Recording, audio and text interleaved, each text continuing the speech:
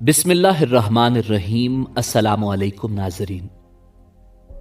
ناظرین، دنیا کی کسی بھی عورت کے لیے ماں بننا ایک سب سے انمول جذبہ ہوتا ہے، اور قدرت نے عورت کو ماں کا درجہ دے کر عورت کی عزت کئی گنا بڑھا کر جنت ماں کے قدموں تلے رکھ دی ہے۔ یہ بھی سچ ہے کہ دنیا میں لاتعداد عورتیں ماں بننے کی خواہش دل میں لیے دنیا سے کوچ کر جاتی ہیں، تاہم آج دنیا میں بانجھ پن اور خواتین کے دیگر امراض میں ماں بننے سے معذوری کو جدید طریقہ سروگیسی سے دور کر کے ماں بننے میں مدد کی جاتی ہے۔ ناظرین، حال ہی میں بھارتی اداکارہ پریانکا چوپڑا اور ان کے شوہر نک جونس بھی سروگیسی کے ذریعے والدین بنے، اور کئی بھارتی اداکارائیں یہ عمل کروا رہی ہیں، جس سے یہ تاثر مزید مضبوط ہو رہا ہے کہ بعض اوقات خواتین اپنے جسمانی خدوخال کو زچگی کے دوران بگڑنے سے بچانے کے لیے اور ماں بننے کی تکلیف سے بچنے کے لیے آرام اور سکون کے لیے بھی سروگیسی کا سہارا لیتی ہیں۔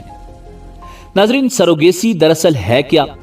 یہ عمل کیسے کیا جاتا ہے؟ کیا کرائے کی کوکھ لینا یعنی سروگیسی کروانا اسلام میں جائز ہے؟ باقی مذاہب کا اس حوالے سے کیا عقیدہ ہے؟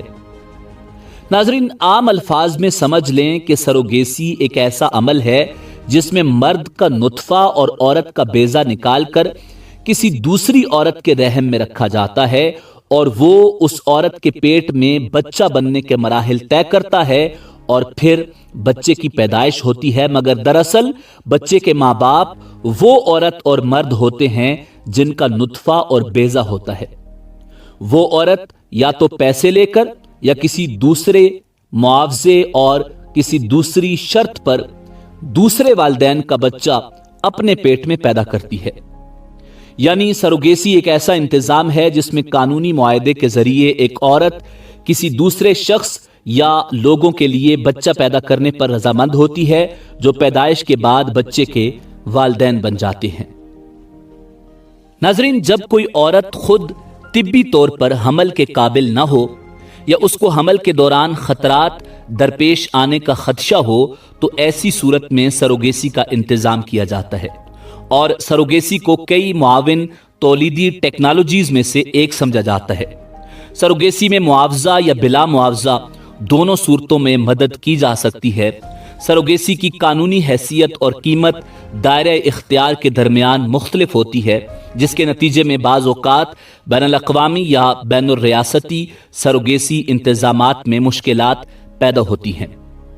ناظرین، کچھ ممالک میں سروگیسی صرف اس صورت میں قانونی ہے جب پیسے کا تبادلہ نہ ہو، اور ایسے جوڑے جو کسی ایسے ملک میں سروگیسی کا انتظام کر رہے ہوں جہاں اس پر پابندی ہو، وہاں پیچیدگیاں پیدا ہو جاتی ہیں۔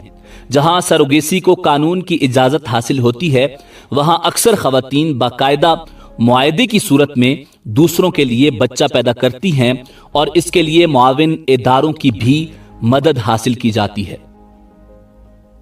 ناظرین، سروگیسی یا تو روایتی ہوتی ہے یا حملاتی ہو سکتی ہے، جو انڈے کی جینیاتی اصل سے مختلف ہوتی ہے۔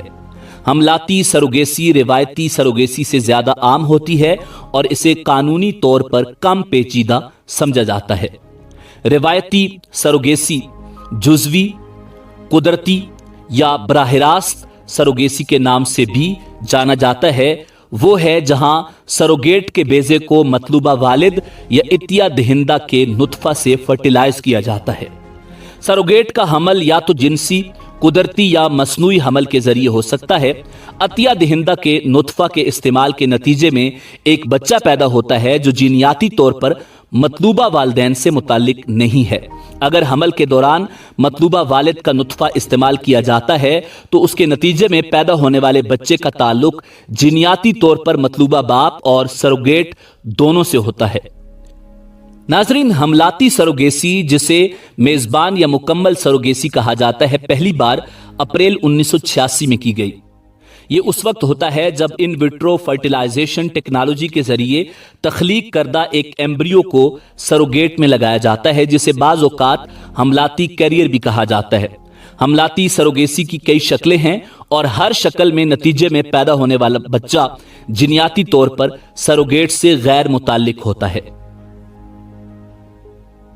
नंबर 1, बच्चे को मतलूबा वालिद के नुतफे और मतलूबा मां के अंडों का इस्तेमाल करते हुए बनाया जाता है।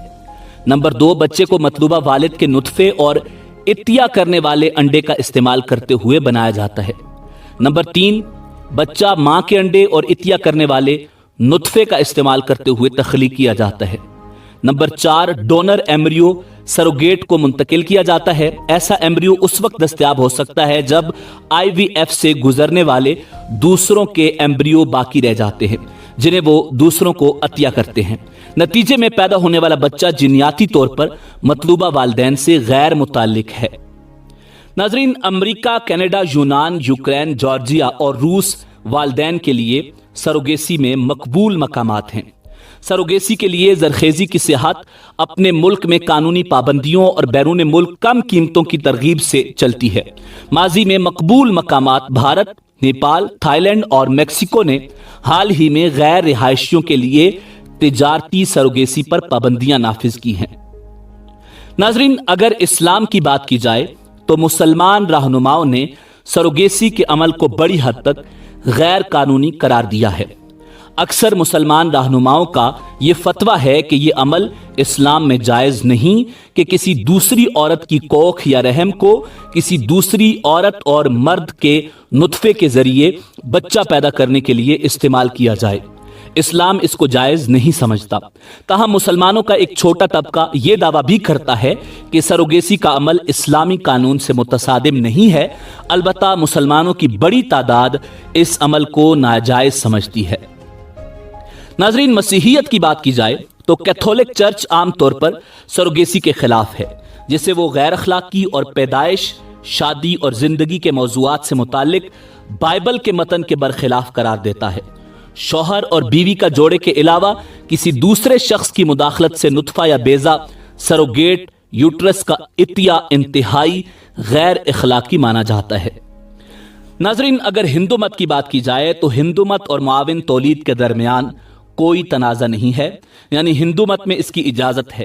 हत्ता कि हिंदू मजहब की देवी देवताओं के दौर में भी मिथ्रा के बादशाह ने अपनी बहन को कैद करके उसके 6 नौमौलूद बच्चों को कत्ल किया, तो उसकी बहन देव की बच्चे की पैदाइश सरोगेसी के जरिए ही मुमकिन हुई थी। यानी उस वक्त भी यह अमल किया गया था कि इंजेक्शन के जरिए सरोगेसी का अमल किया गया और बच्चे की पैदाइश हुई। अब भी हिंदू मत में इस बात की इजाजत है कि किसी दूसरी औरत का हमल इस्तेमाल करके बच्चे की पैदाइश की जाए, और अक्सर हिंदू अदाकाराएं ये अमल कर रही हैं और भारत में अक्सर बच्चे इसी अमल के जरिए पैदा हो रहे हैं। नाजरीन, इसी उम्मीद के साथ इजाजत दीजिए कि आपको हमारी वीडियो पसंद आई होगी। मिलते हैं बहुत जल्द एक नई तारीखी, तहकीकी और मालूमाती वीडियो के साथ। देखते रहिए info@adil। अल्लाह रब्बुल इज्जत आपका हामी और नासिर हो।